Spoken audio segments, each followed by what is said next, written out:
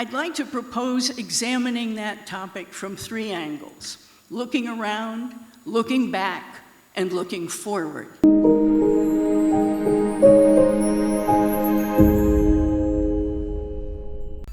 Good afternoon, everyone, and thank you for that very kind introduction. When you get to be an old person, you have a long biography. Sorry. I have to begin by expressing great appreciation to the co-sponsors of this conference, Kai Haji Yahya Cholil Shakuf and Sheikh Mohammed Al Isa, a conference that is first of its kind, and I believe that it's not too soon to say that this is a landmark for the G20 to recognize the role of religion in geopolitical discourse. In fact, someday we might look back on this as a historic event, a kind of turning point that will always be associated with Indonesia and the philosophy of Pancasila. Not surprisingly, like any new idea, the idea of an R20 summit has caused a certain amount of puzzlement in some quarters. And so we hear questions like these: what's religion got to do with the aims of the G20 for global economic stability and sustainable growth? Or how can religion foster stability when it's so often been a divisive element? Or how can we even talk about shared values when there is so much cultural and religious diversity in the world? And all of those kinds of questions will be very much in the background of our panel's discussion today. Difficult topics are ahead of us: how to deal with historical grievances, how can universal principles be reconciled with cultural diversity, and how can one assure that religion will be a source of social harmony rather than a source of problems in years to come.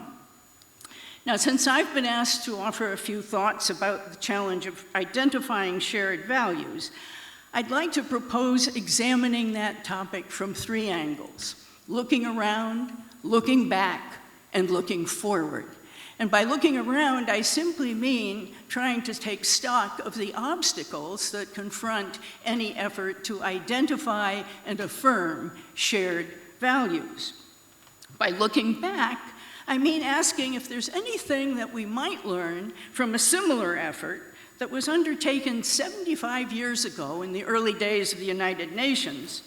And by looking ahead, I mean asking ourselves what religious leaders and scholars can do to help assure that religion will help promote human flourishing rather than division and conflict. So when we look around, we don't have to look far to see that one of the greatest challenges ahead is the belief of many people, including many very influential people, that religion is outdated, obsolete, irrelevant, and even an obstacle to peace and social stability. What can we say to people who hold those beliefs? Of course, what we can say depends very much on what our interlocutor is able or willing to hear.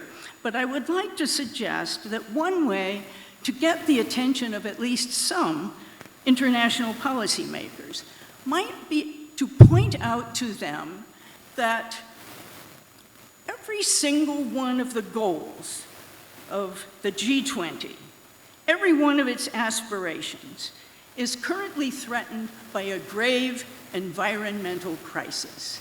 And no, I do not mean the well-known threats to our natural habitat. I'm speaking of another crisis that is less well recognized and entirely man-made. I'm speaking of a crisis in our social environments. And the signs of that crisis are all around us. They're in the fraying of the intricate webs of customs and understandings on which the success of every program, every policy ultimately depends. They're in the deterioration of the small structures of civil society, where those customs and understandings are formed. And those small structures, families, schools, religious groups, other kinds of groups, those structures are the seedbeds, the nurseries of the qualities of character and competence that every healthy society requires in its citizens and statespersons. And it's at that very basic level that the world's great culture-forming religions have a vital role to play. Of particular relevance to the goals of the G20 is the fact that globalization, along with its many benefits, including bringing people closer together, globalization also has powerful effects on those little social environments. In fact, globalization has the potential to uproot cultures at a pace never seen before. As one longtime observer has pointed out, you can't build an emerging society if you are simultaneously destroying the cultural foundations that cement that society and give it the confidence and cohesion that it needs in order to confront and act properly with the world. And without a sustainable culture, there can be no sustainable globalization. Now, if that's correct, and I believe it is, it's hard to see how the benefits of globalization can be maximized without taking religion seriously.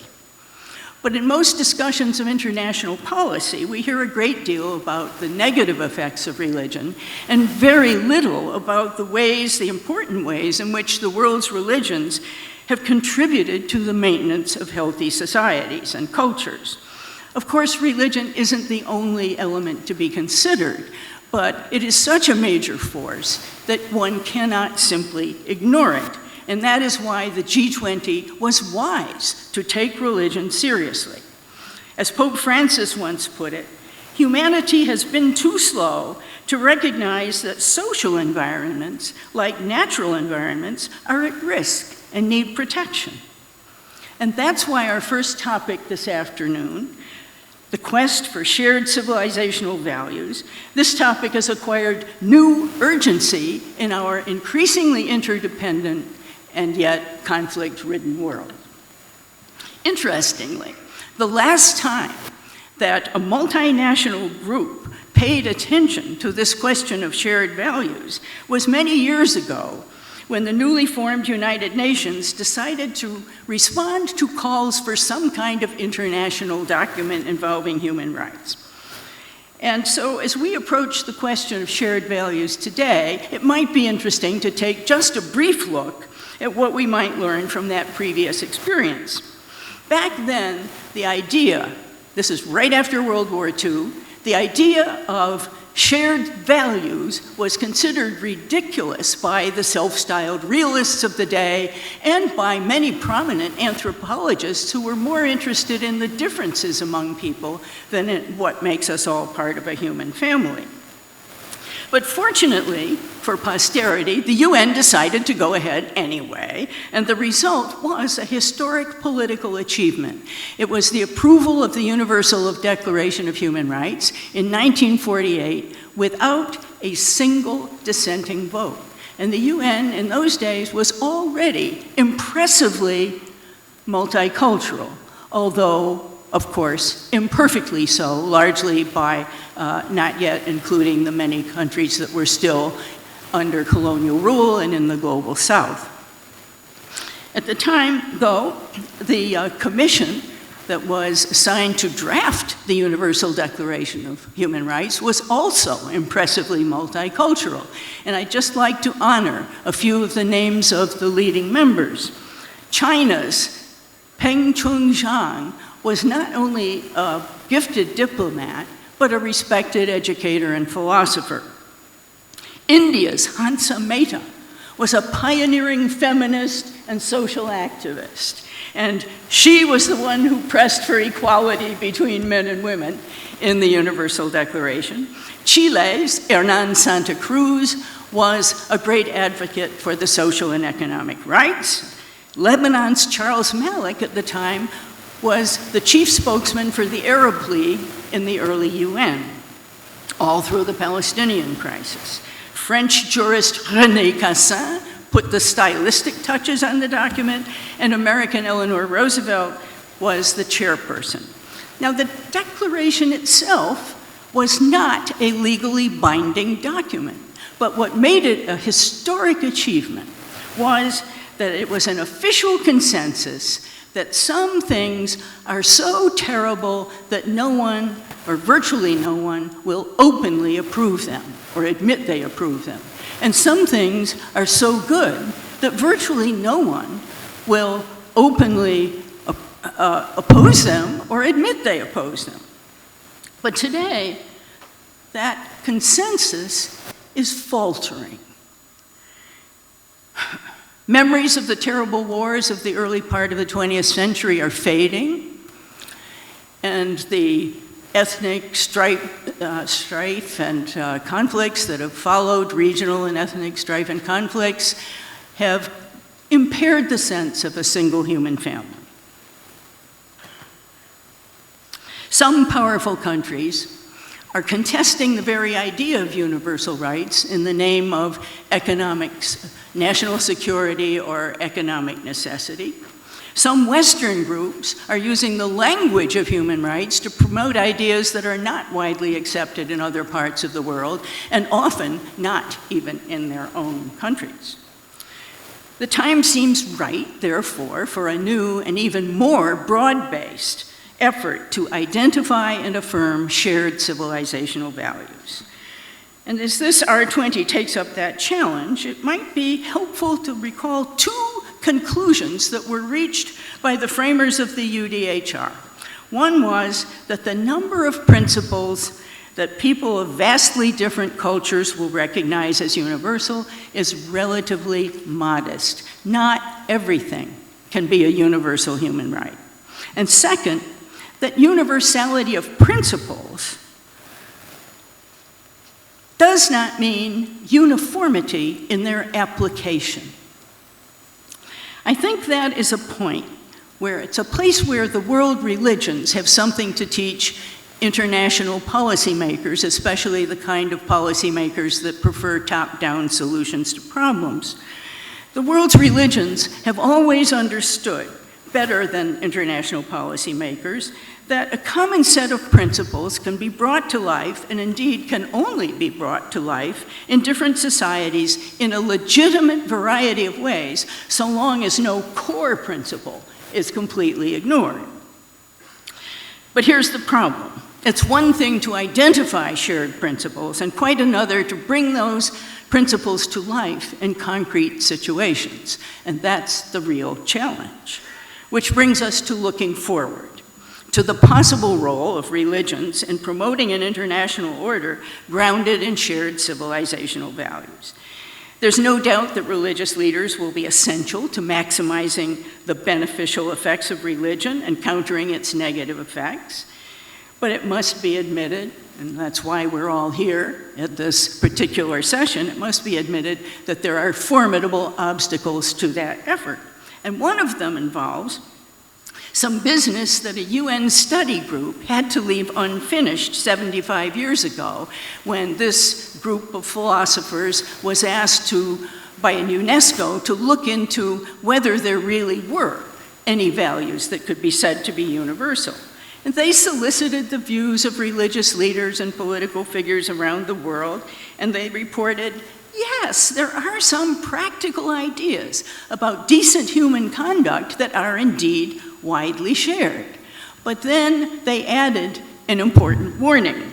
They said, those practical ideas rest on principles that are somewhat different from place to place, different ideas about human nature and about nature itself. As one of the members of that UNESCO commission, the French philosopher Jacques Maritain said, yes, we agree on the rights so long as no one asks us why. So there's the challenge. So if the quest for shared values is to advance beyond where it was left back then, it will have to go beyond superficial agreement It will require each tradition to look deeply into its own foundations. And like any other process of excavation, when you dig things up, sometimes there are uncomfortable discoveries. But that exercise can also lead to a fresh appreciation of deep truths that have long been obscured. Plato in the Republic gives us a wonderful analogy of a statue of the sea god Glaucus that was in the ocean for many years, and when they dredged it up, it was all crusted with shells and covered with seaweed, and it was only when all that debris was cleared away that you could see, as Plato tells us, the true and lasting features of the god. Now, something like that was experienced by the United States Commission on Unalienable Rights when we were asked in 2019 to see if the universal principles in the Universal Declaration could be grounded in our American political tradition. Our commission concluded that yes, that was possible, but along the way, we had to confront some very uncomfortable, troubling aspects of our own country's history. And similarly, in the Roman Catholic religion, as Pakyaya pointed out in his speech, in the Roman Catholic religion, the Second Vatican Council had to confront historic injustices committed in the name of Christianity. Now, as if all those challenges weren't enough, here's another one for religious leaders and scholars. They will have to educate their followers to reject the use of religion as a pretext for violence. They'll have to reject ideologies that manipulate religion for political purposes. And much will depend on whether secularist leaders can free their followers from prejudice against religion and get them to accept that religious voices have a place in public deliberations. So all in all, I think we must admit that anyone who looks at our program for this R20 meeting would probably say it looks very ambitious. And that means that many people will probably dismiss it as unrealistic, as many dismissed the post-World War II Human Rights Project as unrealistic at that time. Yet, that project proved that ideals are real as earth and water. And it's worth remembering, thank you. It's worth remembering that the men and women who held those ideals were not naive in their idealism. They had lived through 2 world wars, severe economic crises. They had seen human beings at their best as well as at their worst, and they took encouragement from the fact that while human beings are capable of great evils, they are also capable of imagining that there are better ways to live. And they were capable of putting their ideals into declarations and constitutions. And they were capable of orienting their conduct toward the ideals that they themselves had embraced. There's a sculpture outside the UN building in New York City. Perhaps some of you have seen this remarkable sculpture. It captures something of that idealism tempered with realism. It's an enormous sphere of burnished bronze. It's beautiful. It suggests a globe, and oh, there it is. There it is. If you look back there, you'll see it. It's an enormous sphere of burnished bronze. It suggests a globe, but it's cracked, and it's those imperfections cause the passerby to stop and wonder, is it cracked because it's defective? Is it cracked because of some terrible disaster? Or maybe it's cracked like an egg because something else has to emerge?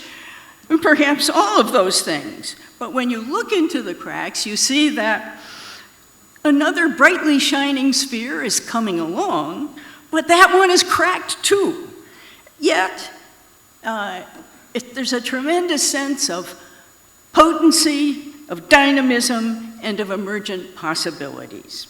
So I will close with this thought. Years from now, people not yet born will form opinions about our stewardship of the legacy that was handed down to us by men and women who were striving to bring standards of right out of the ashes of terrible wrongs. And someday, people who come after us will pass judgment on whether we enhanced or sustained that fragile inheritance. So let's take heart from the knowledge that this R20 shows that there are still many women and men in the world who are determined to make ideals real again. Thank you.